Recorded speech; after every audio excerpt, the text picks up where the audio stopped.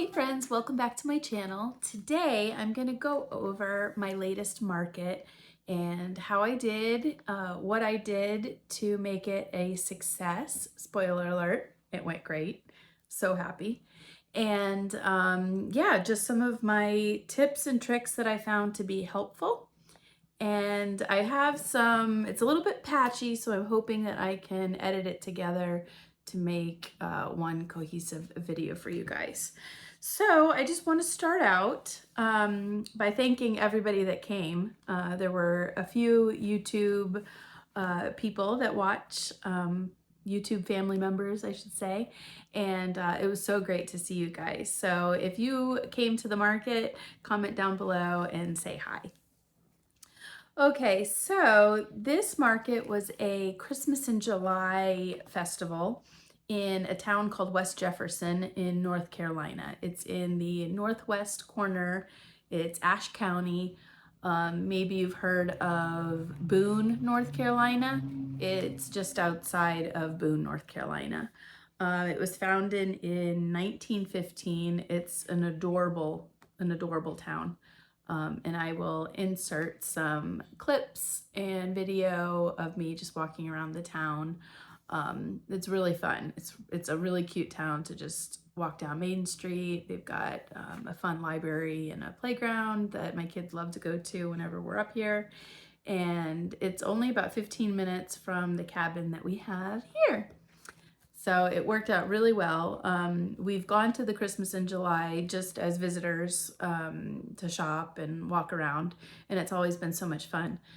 So this is the first time that I've actually been a vendor, and it was a lot of work to get everything packed up, all of my totes and all of my little crates that I use and tables. So I was a little nervous that it was going to be too much work for not much payoff. And so I kind of went into it a little pessimistic, but boy, was I wrong. I was wrong. Okay, so this was, I think I mentioned, this was a Christmas in July. So a lot of people had themed, Christmas stuff. I did have a section that was all winter Christmas, and I'll go over that I've got 5 fun tips that helped me make this a success, and that was one of them. So we'll get to that later though. So I guess I'll jump right into those 5 tips. The first was I did a double booth. I bought 2 spots. This was huge, like no pun intended. It was huge. It was so much better. I just had 2 separate tents, so it wasn't anything fancy where I had, the big, large one tent. So it was 2 separate tents, and I had the weights on each leg. There was so much more room for people to walk around. I'll try to do a little diagram of how I had the tables set up. And what was really nice about this market was they had spaces in between each vendors. So if your booth was right here, you had space on this side and on this side where you didn't have anybody.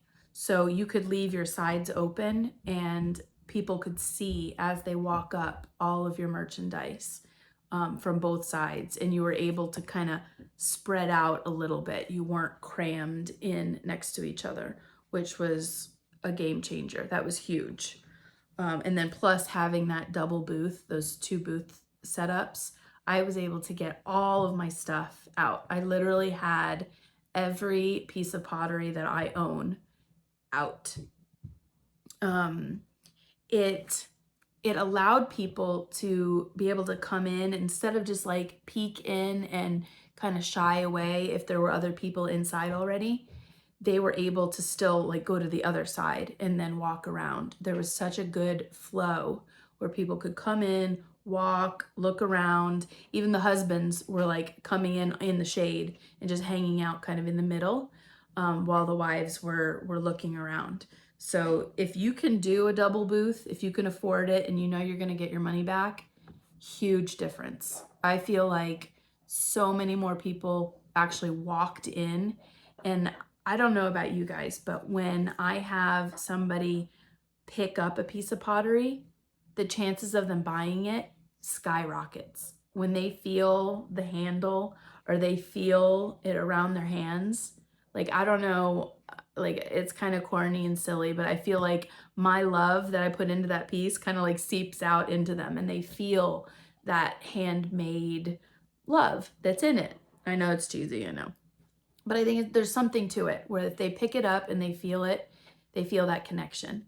And so when they come in, they have that opportunity, and they're not like afraid that they're gonna bump something or knock something off. I think that really, really helped. Let's see. I was able, with the 2 booths, I have these mug trees, and I will try to put up a video over here of the mug trees that I have. And I had bought them off of Facebook Marketplace. I spray painted them black, and I actually use a black shower curtain. Well, it was like $5 off of Amazon, and clip the top so there's a background, a black background. And then I hang these hooks, these metal hooks, on the wire grid, and I hang my mugs on it. And I can fit, oh gee, I don't even know. I can fit a lot of mugs on those mug trees. And I usually only use 2 out of 3 sides. It's, there's 3, you know, that makes a triangle. And so it sits on its own. It doesn't have to be hooked to anything. It's very heavy, very stable. So I was able to use both of my mug trees, and I put 1 mug tree on one corner and 1 mug tree on the other corner. And that stuck out a little bit, but at this market that was allowed. You were allowed to do that because we had that extra space. And so when people were walking down the street, they would see those mugs like boom, right there. And my stuff tends to be quite colorful. And so that really is very eye-catching, and it's very attention-grabbing, pulls them in because they want to look, and they're curious, and they just, you know, and then that invites them in to see more. So having both mug trees was really, really nice. My number 2 tip for success was regarding selling ornaments, having a Christmas tree. I thought about this prior to this, but since this was a Christmas in July, I figured this would be appropriate. So we have a pencil tree, and I'll try to put up a photo of a pencil tree. It's very, very narrow. I would say it's, only like 18 inches, 24 inches on the base, and then it just goes straight up, and it's about 6 feet tall. And I put that right in the center on the outside, the front of the booth, and put all of my ornaments on that tree. I had bought little LED Christmas lights and put them on the day before. I fluffed out the tree so it looked really nice, and then just shoved it in the back of the pickup truck. And when we unloaded, the whole thing came off with the lights on and everything, and just stood it up. And so having the ornaments up there really helped. I think, now I've only done 2 other markets, so I don't have a lot of experience, but I've only sold like 1 or 2 ornaments. I've always had them hanging on the mug tree, just on hooks. And having them on the tree really helped. Now, was it because it was a Christmas in July and a little bit more festive? Maybe. But I personally think having it on the Christmas tree with the little battery operated LED twinkle lights was really cute and really helped people visualize. I had one woman come, and I've got these little flip-flops, and it's got some mother of pearl on it, and she picked out 6 of them for each family member. So she bought 6 ornaments, and they were like $10 each. And she was thrilled, and she loved looking at the tree and picking the ones that she liked for her different family members. So that was a huge success. So pencil tree, it wouldn't have worked if it was a regular sized tree. That would have been way too big. but since it was a pencil tree and so narrow and tall, it worked out great. I didn't have a tree skirt or anything that somebody could trip over. It was just the basic footing of the tree. And it worked out great. And it wasn't hard at all. It wasn't any harder than hanging them on the hooks, especially since I already had the lights on the tree and had it pre-poofed. Number 3, big tip, color, color, color. Everyone commented on the colors. They loved color. They said that mine was definitely the most colorful of all the pottery booths. And this is Western North Carolina. We're fairly close to Asheville. It's like the mecca of pottery. That had me pretty nervous because there's some really, really, really good potters. So it was so nice to hear people say, you know, that mine was a little bit unique, which is nice because I don't have the technical ability. I can't throw really big, and you know, some of you guys are just amazing. So it's nice to get some compliments that my stuff is a little bit unique, and that felt really good. So along with the color, especially pink. Pink was very, very popular. I had a very large pink bowl that sold. I had a couple pink sweater mugs, and that sold, with more people asking for, you know, do you have this in pink? So sweater mugs were actually pretty popular. Yeah, pink, a lot of pink. I was really surprised that the rustic stuff being up here in the mountains, I thought a lot of the mountain stuff, like the speckled clays with winter wood, you know, more of the neutrals, brown clay with, you know, that kind of more rustic type look.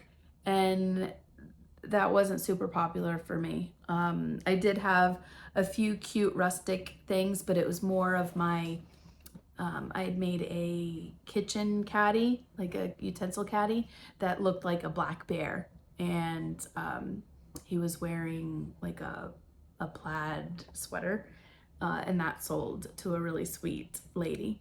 But a lot of the rustic stuff didn't sell.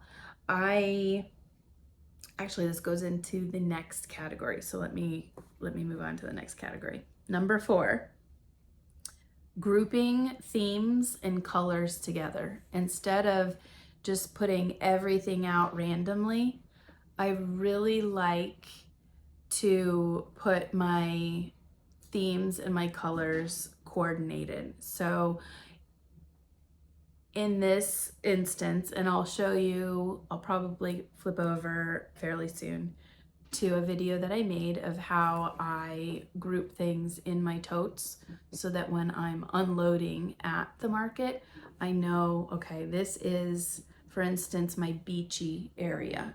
And for this market, I put my beachy stuff, which tends to be more aqua colors, and my shells, and my Christmas trees, my beachy Christmas trees, which I will link a video up here of how I made it and how I glazed it. I sold 2 of those at this market, and they were $120 each, and they both sold. So I was thrilled at that. But so I had my beachy stuff out front on a 6-foot table, right out front, right by the mug tree, and then my beachy stuff. And I found that pulled people in quite quickly. And there was quite a few people here on vacation, and they were like at the beach, and then they come up to the mountains before they go home. And so there's a lot of people that said, oh, this reminds me of our little beach vacation. We're gonna grab this before we go home. So that was really fun. And so I think this is a good opportunity to switch over to show you how I package things up in the different totes and my different themes. I wanted to show you how I organize things for the market so that when I get there, I can unload and put things in the proper place. So I've got these totes, and they stack fairly nicely. And I've got different categories. Now it'll be different for everybody depending on what type of pottery you have. But so this is my beach. Actually, I have 2 beach totes. And I put all of my beach themed items, everything that'll go in that beach section. So mugs, bowls, I think these are the beachy Christmas trees. Yeah. This one is all of my Monstera stuff and white. So like my tropical type plants, everything in this green tone, these little fridge magnets. So everything in that category. I've got some white cheese boards. I've got, I'm trying to do this with one hand, some of the Monstera trays that are packed up. So all of the Monstera green or white, because I feel like that looks nice together, having the green and just plain white. So that is in that section. Then this is rustic. So this is like my mountain type thing. So it's kind of different that I've got like tropical and I've got mountains, but that's me. Like I live in Florida and in North Carolina. So anyway, so this is more rustic, mountain type, wood, leaves. I've got some of the winter wood type mugs. Some of the darker clay bodies that look like they're a little bit more rustic. I also have a bin that's called a mug tree. So I hang all of these mugs on a wire rack. And those are kind of ones that don't fit in any of the other categories that I have. And here's another beach bin. And then I've got my multicolored.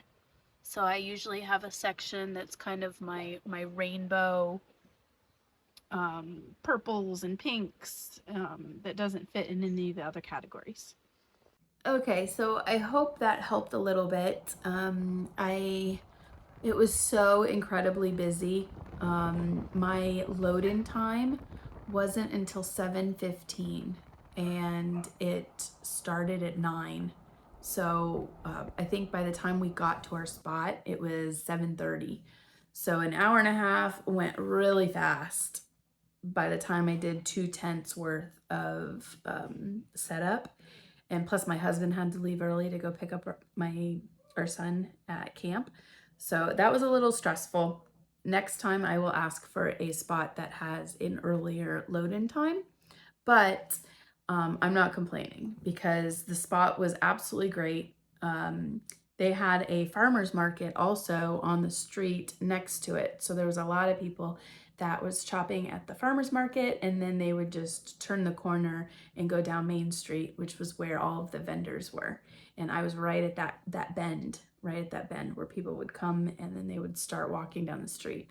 So it was really great. I lost track of where I was going with this.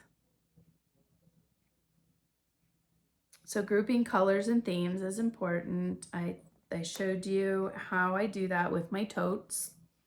And I think next is pricing. So I pre-recorded some of how I determine pricing, and I hope that gives you an idea of my thought process. As I'm getting a little bit better and my pieces are starting to look better, feel better, a little bit higher quality, I feel a little bit more confident in charging a little bit more. But I think I do tend to lowball it a little bit on some things, especially if they're larger and I don't want to pack them back up. I want to get rid of it. I'm not a professional potter. I'm a hobby potter. I like to make things. That's the main goal, is I like to make things. And I like to challenge myself and learn and experiment. If you notice, I don't make a lot of the same things over and over and over again because I do get bored. So I like to test my limits and challenge myself. So I feel like I have that flexibility and the ability to not have to charge an arm and a leg, or even probably what I deserve. I probably could charge more for what I make, at least on certain pieces, but it really makes me feel good that some people that really love pottery are able to get their hands on a piece that I made, you know, that's affordable, that it doesn't break the bank. Because I know art is expensive. I really do. And I appreciate people who are able to charge what it's worth. So I'm not ragging on those people. Oh, I do want to point out that talking about pricing, I had a very wide range of items. So I made those little worry stones, and I will post probably a little video up here of what those are. They were super quick and easy to make. I think I was watching television, just rolling them between my hands. I don't have much clay in it or glaze or time. Really, really simple. And I sold those for $2. And I sold almost all of them. They were such a hit. There were families that were coming in and letting their kids pick out their favorite color and the one that fit their finger the best, and just having like, okay, kids, pick out your favorite one. Those actually went really, really well. And it also kind of grabbed people's attention of like, oh, wait, this is affordable. There's something that I can buy that's affordable. Also the magnets, they started at, I think $3, and then they went up, but those were pretty small, affordable, small pieces that there were quite a few people that would buy several of them for friends or stocking stuffers and stuff like that. And then my pieces went all the way up to, I think the Christmas trees were the most at $120. And I had 2 of those and both of them sold, which was super exciting. Top sellers, mugs, mugs, mugs, mugs, mugs, mugs. Again, no bowls. I even have the cute little spoon in there. I only sold a couple. Mugs. Everybody wanted a mug. Everybody wanted a mug. My chip and dip. I had 1 chip and dip. Last time, those all sold. This time, didn't sell. My trays, all sold. My cheese boards did not sell.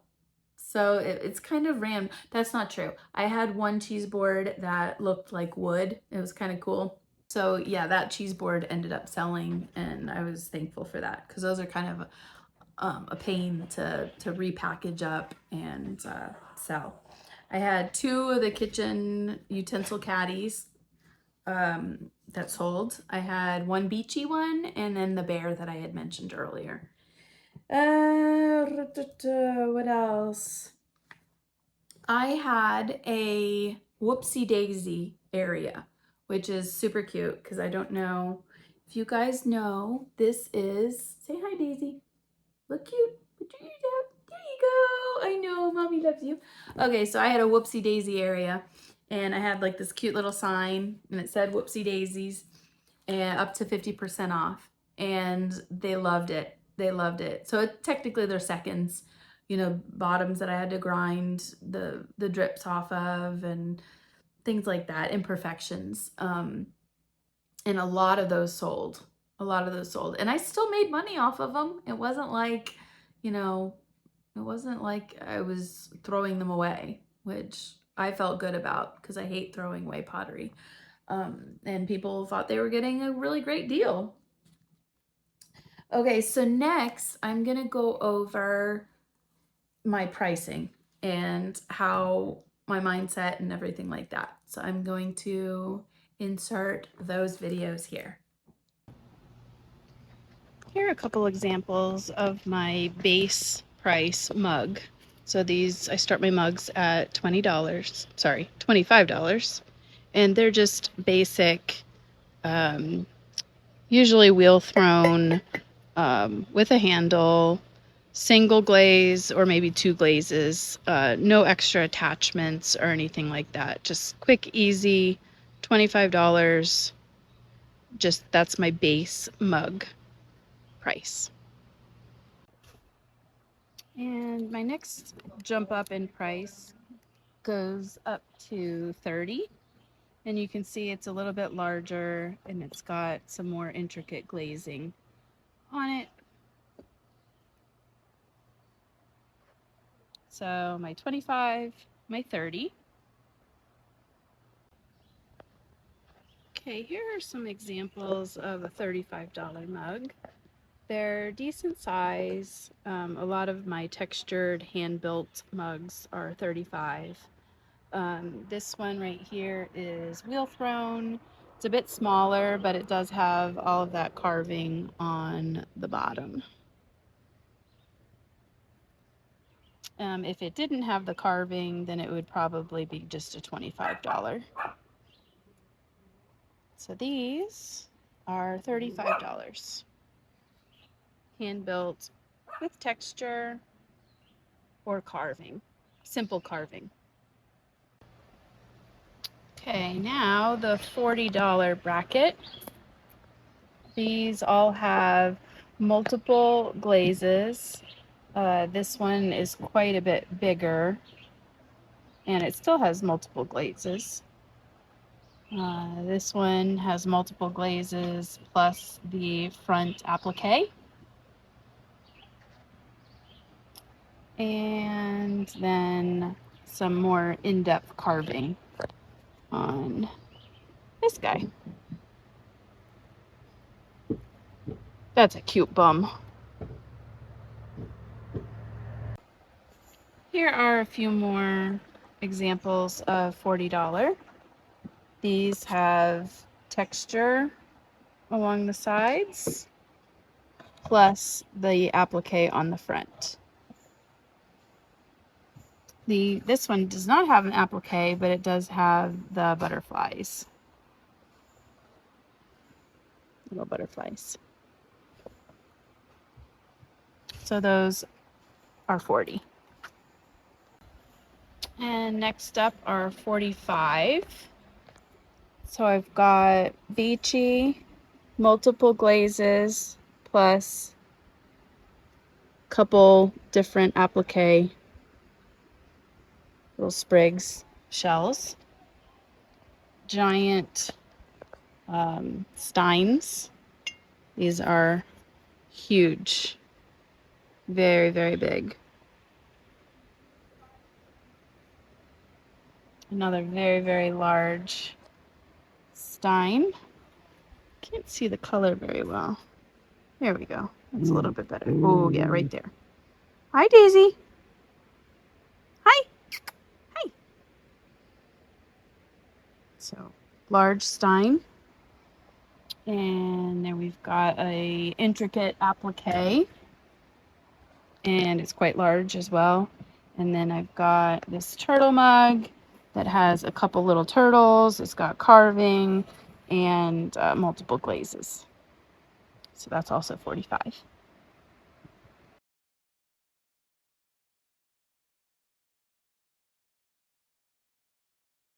Okay, so hopefully that helps give you guys an idea of how I do some of my pricing, at least on my mugs.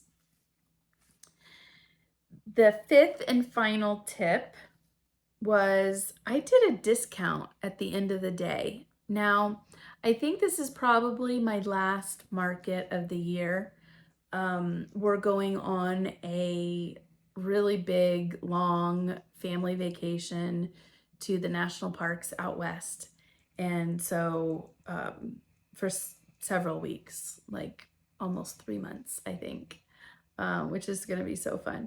But so I wanted to get rid of as much as I could because I don't think I'm going to be doing another market for this year. So my mom and my mom was the one helping me out. And also Lauren, I don't know, Lauren, if you watch these videos, but thank you so much. You were a blessing that I can't even say. You helped out so much. So thank you. But anyway, we decided at 3 o'clock. So it ends at 5. At 3 o'clock, we were so tired because it was constant, like non-stop people. So it started to slow down just a little bit, not even a lot, but a little bit. And so we announced to everybody in the tent, hey, we're coming up to the end of the day. We'll give everybody 20% off. And you should have seen people. It was crazy. They were like shopping and then they would go back and they bought more stuff. And so, I mean, nuts. I went on my credit card, my swiper thing, my square reader, and it shows the amounts that you sell per hour. And there was a big spike. I don't know if I can take a screenshot. There was a big spike right at 3 o'clock when we did that. And that was great. And so 20%, that sounds like a lot. And, it is, but it felt really good to end the day off really strong, really strong. So, all in all, it was a huge success. I ended up making over $4,000. 4,000 in one day. It's actually more than I made at the Del Rey art exhibit, the art affair. And that was a 3-day event. So I was shocked. When I did the math, I was shocked. I was so tired that like my mind couldn't even wrap my head around it. It was crazy. I still don't know how that happened. There was so many people, but it made it worth it. And I think because I came in, a little skeptical. Yay! I was thrilled. I was thrilled. But ironically, so I went in with 8 totes full of pottery plus a few boxes, like medium-sized boxes, not huge, but not small either. And when we packed up, we still had 6 bins of pottery, 6 totes, no boxes, but 6 totes. How does that happen? It feels like the loaves and fishes in the Bible, how it just like kept multiplying. Like where is all this pottery coming from? So I still have 6 totes of pottery, which is crazy. But I guess it's a good base for next year. I won't feel super pressured into making a lot of new stuff. But I will anyway, because I like making. So that's where my problem comes. Anyway, if you have any ideas, you can comment down below. So I think that's it. I hope this ended up being a video that was helpful and cohesive. It was so busy that I was not able to get a lot of video during. I did take some video going into town, which is really sweet, and maybe I'll post some of that in this video. But I wasn't able to take any video during the actual event besides what I'm going to show you guys here, because it was just nuts. It was nuts. Like I literally could not even walk away. Yeah, it was crazy. There were people lined up at checkout, and it was 3 of us for a really long time, just checking people out, wrapping stuff, and it was great. It was a great day. It was beautiful weather, beautiful people. I don't know if you guys know that this was the area that was hit by the floods really bad during Hurricane Helene last year. Fortunately, our cabin is up on the other side of the river, not on top of, but on the hillside, on the mountainside. So we have a higher elevation. But everybody that was down by the street, which is a lot of people, or down by the river, got washed away. and you know, there was a lot of devastation and a lot of sadness. So it was really, really nice to see everybody come together and celebrate Ashe County, North Carolina. So I will definitely be doing this market again next year. If you are local, you may want to consider doing this. I think there were like 6 other potters at the market. I wasn't able to walk around to check them out. Unfortunately, it was just too busy. But you may want to try it because this was amazing. It was great. It was great. So I hope this helps somebody. I know I like to look at these types of videos to get tips and ideas and, you know, see what works and see what doesn't. And yeah, so thanks so much for joining me, and I will see you later. Bye.